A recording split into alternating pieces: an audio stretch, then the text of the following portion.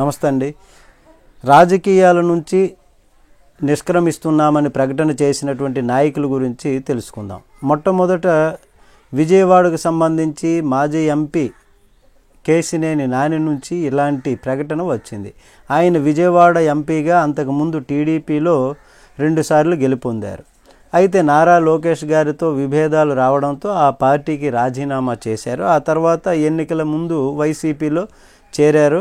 ఆయన్ను జగన్మోహన్ రెడ్డి గారు ఆదరించి విజయవాడకు ఎంపీ టికెట్ ఇచ్చారు వైసీపీ తరఫున.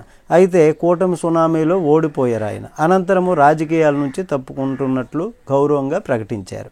ఆ తర్వాత సినీ నటుడు అలీ పోసాని కృష్ణమురళి గారి నుంచి కూడా ఇలాంటి ప్రకటనలే వచ్చాయి. ఇది అందరికీ తెలిసినటువంటి విషయమే. అయితే వీరిద్దరికీ కూడా జగన్మోహన్ రెడ్డి గారు తగినటువంటి ప్రాధాన్యతను ఇచ్చారు. అలీ ఎప్పుడూ రాజకీయ ప్రత్యర్థులపైన విమర్శలు చేయలేదు, కానీ పోసాని కృష్ణమురళి గారు మాత్రం రాజకీయ ప్రత్యర్థులపైన విమర్శలు చేయటం, నోరు పారేసుకోవటం ఇది అందరికీ తెలిసినటువంటి విషయం. అయితే ఆయనపై కూడా కేసు నమోదైంది. ఆ తర్వాత ఏమైందో కానీ ఆయన రాజకీయాలకు గుడ్ బై చెప్పేశారు.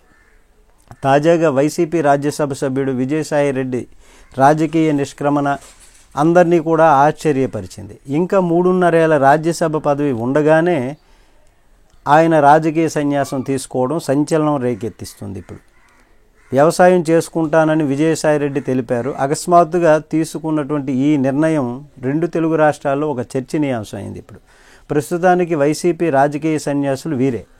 మరికొందరు నేతలు తమది టైం కాదనేటటువంటి ఉద్దేశంతో మౌనవ్రతాన్ని పాటిస్తున్నారు. ఉదాహరణగా మాజీ మంత్రి ధర్మాన ప్రసాద్ గారు గురించి చెప్పుకోవచ్చు. అయితే వైసీపీలో రాజకీయ సన్యాసం తీసుకున్న నేతల్లో ఎన్నికలకు ముందు పార్టీలోకి వచ్చిన కేశినేని నాని ఒక్కరే ప్రత్యక్ష రాజకీయాలతో సంబంధం ఉన్నటువంటి నేత. మిగిలిన నాయకులకు ఎలాంటి ప్రత్యక్ష సంబంధం కూడా లేకపోవడం అన్నది గమనార్హం. నమస్తే.